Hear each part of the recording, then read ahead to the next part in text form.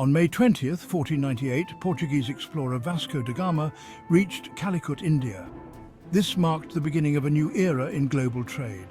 Da Gama's voyage, financed by King Manuel I of Portugal, was motivated by the desire to find a sea route to India.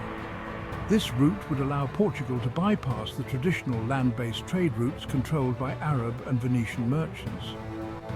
The valuable spice trade, particularly in pepper, cloves and cinnamon, was the ultimate prize. Da Gama's arrival in India was met with a mixture of curiosity and suspicion. The local ruler, the Zamorin of Calicut, was initially receptive to the Portuguese.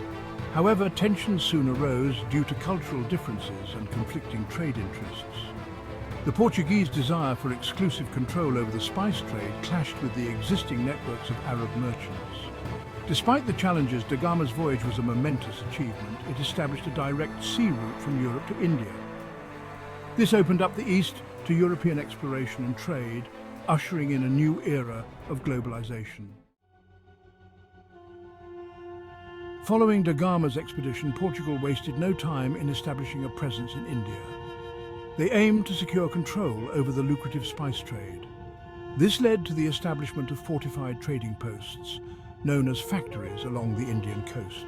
These factories served as bases for Portuguese merchants and provided protection from both local rulers and rival European powers. In 1502, just 4 years after Da Gama's landing, the Portuguese established their first factory in Quilon, now Kolam, in present-day Kerala.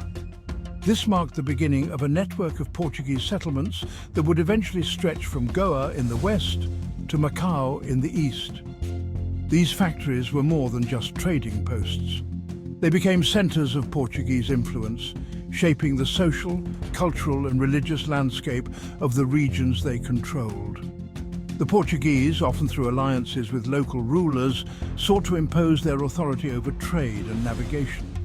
This led to frequent conflicts with both Indian kingdoms and other European powers vying for control of the spice trade.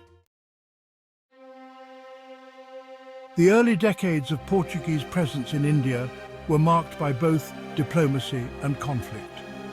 Key figures like Afonso de Albuquerque played a pivotal role in shaping Portuguese strategy in the East. Appointed as the governor of Portuguese India in 1509, Albuquerque was a shrewd strategist and a ruthless military commander. He understood that controlling the seas was crucial to Portuguese dominance in the region. Albuquerque's tenure saw the capture of several strategic ports, including Goa in 1510, which became the capital of Portuguese India. This victory over the ruling Bijapur Sultanate demonstrated Portugal's growing military might and its determination to establish a lasting empire in the east.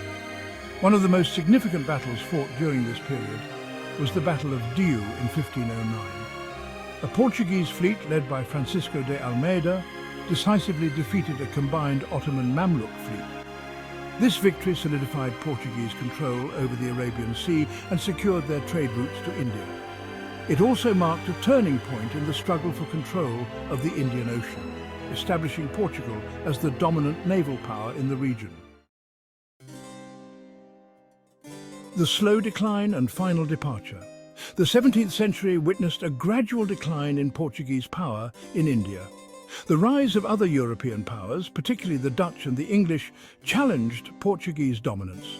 These rivals, backed by their own powerful navies and East India companies, chipped away at Portugal's monopoly on the spice trade.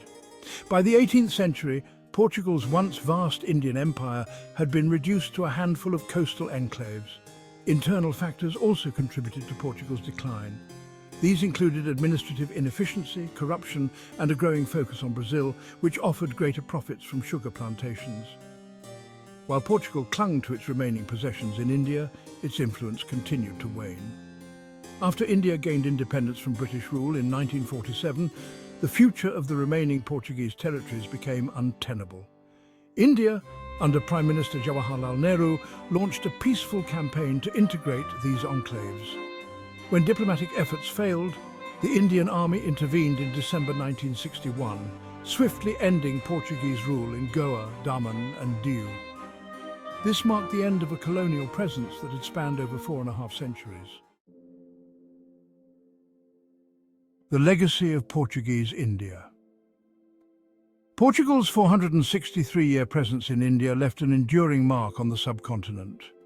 While their political and economic dominance eventually faded, the Portuguese influence can still be seen in various aspects of Indian life.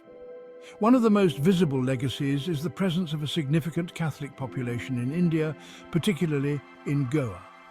The Portuguese actively proselytized Christianity, leading to the conversion of many Indians. Today, Goa's unique blend of Portuguese and Indian culture, evident in its architecture, cuisine and festivals, stands as a reminder of its colonial past.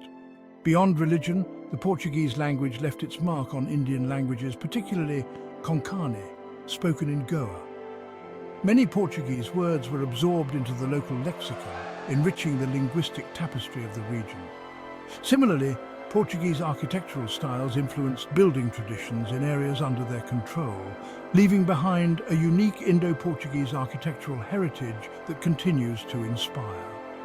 While the era of European colonialism is a complex and often troubled chapter in history, understanding Portugal's impact on India provides valuable insights into the forces that have shaped the modern world. From the spice trade to cultural exchange, Portugal's legacy in India continues to resonate, reminding us of the enduring connections forged through centuries of global